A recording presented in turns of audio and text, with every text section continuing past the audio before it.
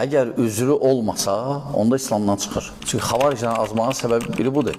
Onlar əhlüsünnə mənhəci bilmirlər və birbaşa oxuyurlar. Məsələn, İbn Teymiyyə belə deyir və ya İmam Əhməd belə deyir və salam. Yəni şərhə varmırlar. Məsələn, necə ki, indi özünüz fikirləşin. İndi bu saat birbaşa tərcümə eləyəcəm, indi fikir ver. Müəllif deyir, İmam Bərbəhəri, Əhlüsünnə vəl Cəmaə qiblə əhlin dindən çıxartmaz, İslamdan çıxartmaz, hətta Allahın kitabından hansısa bir ayəni inkar eləsə və ya hədisi inkar eləsə və ya Allahdan qeyrisinə ibadət eləsə, dua eləsə və o kimi və ya Allahdan qeyrisinə qurban kəssə, əgər bunlardan birin, bu şeylərdən birin etsə, vacibdir ki, sənə onu dindən, İslamdan çıxardasan. Və əgər bunlardan eləməyibsə heç bir şey, o mömindir və müsəlmandır ismlə, həqiqət ilə yox. İndi bu cümləyə var.